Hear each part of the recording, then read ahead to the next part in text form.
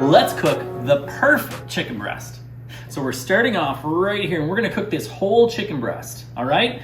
First thing we're gonna do is we're gonna preheat our pan. Put it on nice and high. Get that baby preheating.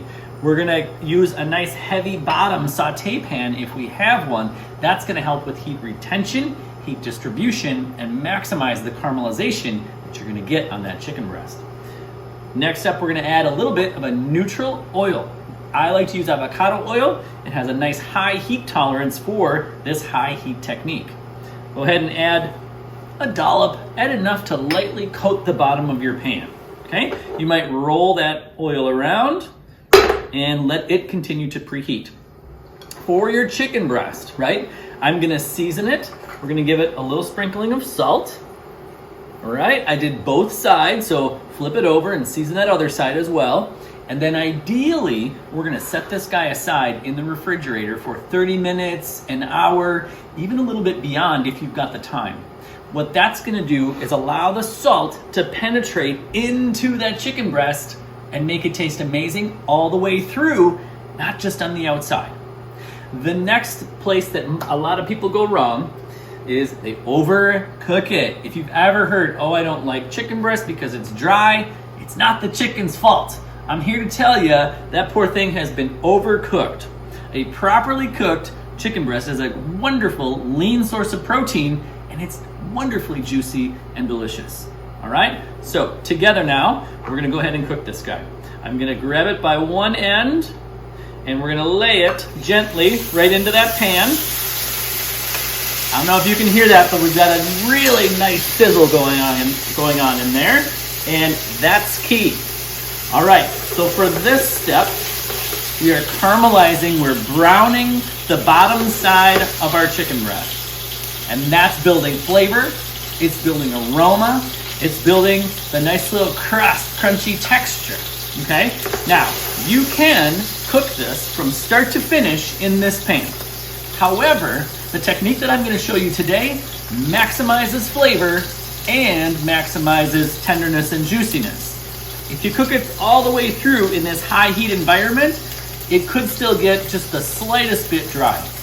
I've got my oven preheated back here to 375 degrees with the convection on, if you've got convection. And we're gonna start with the high heat here, finish it with the lower heat in there. Again, building the flavor and the texture, finishing it to a safe internal temp in that oven. This is also a fantastic way if you're cooking a whole bunch of pieces. Maybe you're cooking chicken breasts for 12 or 15 people for a party, okay? You can do that, sear them all off like this, place them on a cookie sheet, and you can cook them all off in your oven. They all get done at the same time, all right? So we are not gonna flip this guy until we know that we have that nice caramelization that we want on the other side. You can see it will start to kind of grow around the edge of the chicken breast slightly. But in order to know for sure, you're gonna take a tongs or even just a fork and you're gonna lift it up. And you're gonna look at it, okay? And I want a little bit more caramelization, so I'm gonna lay it back down and let it continue to caramelize. If you're flipping it back and forth, you're flipping it prematurely and not letting it caramelize well on the one side, you're never gonna caramelize well. Once you flip it, caramelization stops and it has to restart. So you always want to, ideally, flip it one time, okay? And once you get browning started, it doesn't take terribly long. So let's go ahead and take a peek again. We're almost there, but again, I'm a little greedy when it comes to flavor. I want more. So I laid it back down. Now you'll see me move it around slightly like this. What that's doing is maximizing the contact of the oil to the food. The oil, again, that avocado oil, helps with that browning process. If you are off to an angle even slightly, your oil can pool over here in the pan and not even impact your food. All right? So again, you'll see me kind of turn it, twist it, roll it like this a little bit. That again is maximizing the browning that we're getting on our chicken breast. Let's take a peek. It looks amazing. So now we're gonna go ahead and commit to the flip. Pick it up, flip it over. Oh my goodness. Look at that guy. Beautiful caramelization. Now, this heat goes off, And we're gonna finish this in our oven. Just like that. Let it sit in your oven for about 8 minutes to start. When we come back, we'll take an internal temp and we'll see where we're at.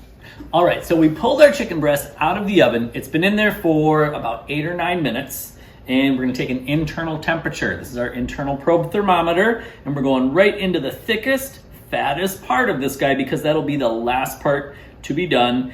And we're looking for 165 degrees. 165 degrees is where salmonella dies, okay? And which makes chicken safe.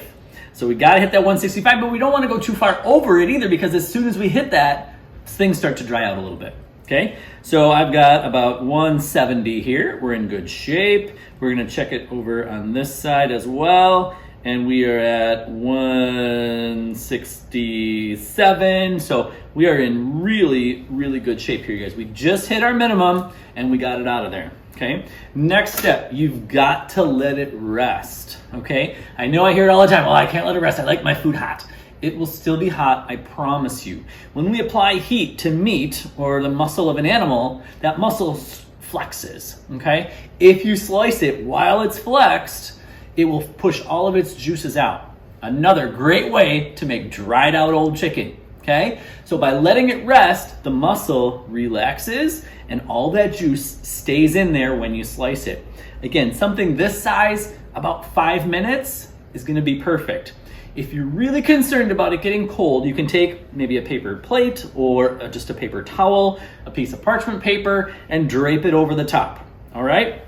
Now we pulled ours just a couple of minutes ago, so we're gonna go ahead and slice it up. I always like to carve my meat as well. Today's chicken breasts, I feel like, are much larger than they used to be, and I don't personally need to eat this much of a chicken breast. So when we carve it up, when we slice it up, we can easily get 2, maybe even sometimes 3 portions of a chicken breast out of one single breast. So we're gonna go ahead, we're gonna slice it across the grain. The grain or the muscle fiber essentially runs the long way down a chicken breast, and you can kind of see it if you look closely. You'll see lines running down the long way. By cutting it the opposite of that, that also is helping it appear and feel as a really tender piece of meat because I don't have to break the muscle fibers with my teeth or my fork or my knife. So we're gonna go ahead and slice it up.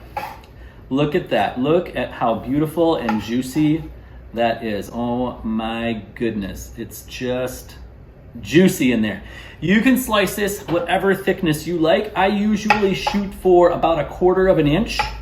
It's just kind of my preference. Make sure you're getting all the way through there. By slicing it, you also make it the opportunity for plating a little bit greater so you can kind of fan it open like that. It's very beautiful. It looks like more as well because you fanned it open like that, so you can kind of trick the eye a little bit. By slicing it, you can add this to a salad, to a pasta, to really just about anywhere that you want it to go. Make a sandwich out of this. Super, super delicious. You can freeze this for, honestly, months. Make a big batch like this and cool it properly. So uncovered, I would slice it and then slide this in your refrigerator for half an hour perhaps, let it cool down, then store it. So you can put it in Ziploc bags. You want to keep as much air off as possible. Put it in a nice tightly sealed container. You can portion your sizes as well. Use sandwich baggies. There's so much opportunity for ways to make eating healthy easy just by applying these techniques. So there you have it, you guys. Sauteed chicken breast, so juicy, so delicious. You're gonna love it.